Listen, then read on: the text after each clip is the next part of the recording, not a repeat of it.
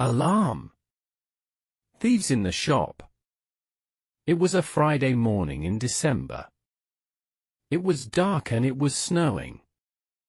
Toby was working. He was doing his newspaper round. Every morning he delivered newspapers to people's houses. Toby got off his bicycle in William Street.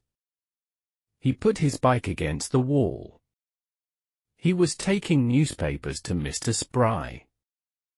Mr. Spry lived alone above his shop. Mr. Spry sold sweets and cigarettes. It was 6:30 in the morning. Mr. Spry was always asleep at this time. But this morning, Toby got a surprise. There was a light under Mr. Spry's back door. Toby went slowly up to a window. There were curtains inside. The curtains were closed. He saw nothing. There was another window. It was a high window and it was very small. But there were no curtains over it. There were some empty boxes beside the door. Toby put one of the boxes under the small window. He stood on it. The box was not very strong. The wood broke and Toby fell. He knocked over some empty milk bottles. One of the bottles broke. There was a loud noise. Suddenly, the door opened. A man grabbed Toby. "Inside," said the man. The man pulled Toby into the back room and shut the door. "Let go of my arm," Toby shouted. "You're hurting me." The man did not let go. Toby looked at him. The man was tall and heavy. He was wearing a short black coat. There was a noise on the stairs behind Toby.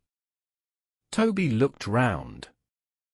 Mr. Spry was pushed down the stairs into the room. A youth with long yellow hair was holding him.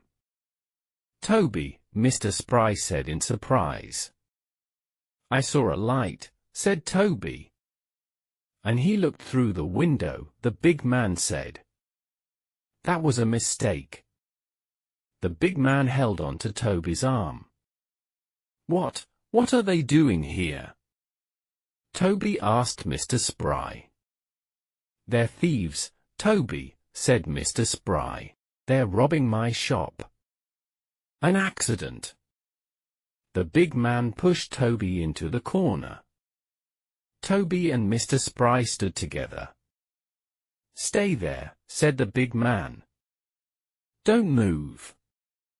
He turned to the youth with yellow hair. "Watch them carefully. I'll fill the bags." The big man went into the shop. "I'm sorry, Mr. Spry," Toby said. "I made a noise." "Never mind, Toby," replied the old man. Yellowhead watched them. "Is that a paper?" he asked. He was looking at Mr. Spry's newspapers. Toby had them inside his coat. Toby nodded. He gave Yellowhead the daily paper. But he kept the local paper in his hand. The local paper gave people news about their own town. Yellowhead opened the daily paper. Toby watched him. "What can I do?" he thought. Suddenly Toby had an idea. "Toby, I was late this morning." "Mr. Spry, were you?" Toby, "Yes, there was an accident." "Mr. Spry, what accident?" The big man, "What's wrong?" Yellowhead, "An accident." The big man, "Where?" Toby, "Up the hill." A lorry skidded in the snow. It turned over. The big man, "What about the police?" Toby, "They are stopping all the traffic." Yellowhead, "Then we can't go up the hill. The police will see us opening the gates." Toby listened. These men were thieves. The police were looking for them. The big man was speaking. "We can't go down the hill. It is a one-way street. Traffic can only go up the hill. And there will be a police car at the bottom." The two of them stood in silence.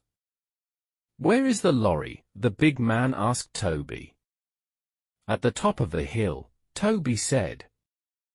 "Round the corner." The big man smiled. He had an idea. "The electronics factory," he said to Yellowhead. "We can go through there." "The factory opposite this shop?" asked Yellowhead. "That's right," the big man said. "It has a back entrance. It goes into St. John's Road. We can get away through there." "But it's early," said Yellowhead.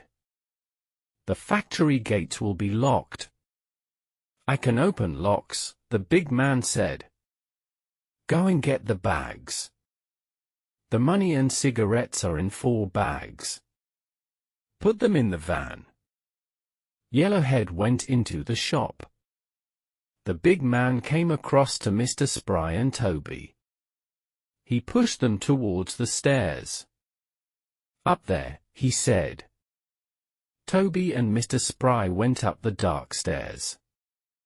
At the top, they were pushed into a room. The big man took a key from inside the door. He shut the door and locked them both inside. Outside, Yellowhead waited in the van. It was cold and thick snow was falling. The big man came out of Mr. Spry's shop. He got into the van and sat down beside Yellowhead. "Let's go," he said. Yellowhead started the engine. The van moved forward slowly. They reached the gates of the electronics factory. The gates were closed and locked.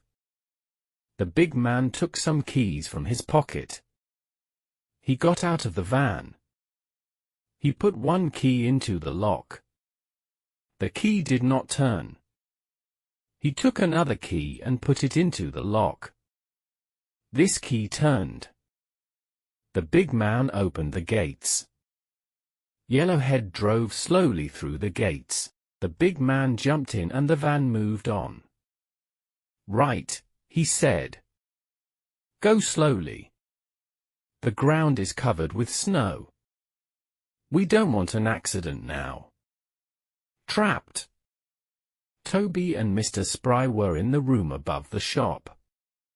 "They've taken all my money, Toby," Mr. Spry said sadly. Toby smiled. "Don't worry. You'll get your money back." "What do you mean?" asked Mr. Spry. Toby showed Mr. Spry the local newspaper. He pointed to a report on the back page. "I read about the factory alarm this morning," said Toby. "If the thieves open the factory gates, the alarm goes off in the police station. The police know immediately." A minute later, Toby and Mr. Spry heard the sound of a police car siren. The police car was coming up William Street. In the distance, they heard another police siren. It came from St. John's Road. Yellowhead and the big man were trapped. "Thanks for your help, Toby," said Mr. Spry. "Now tell me about the lorry. Was it a bad accident?" Toby smiled.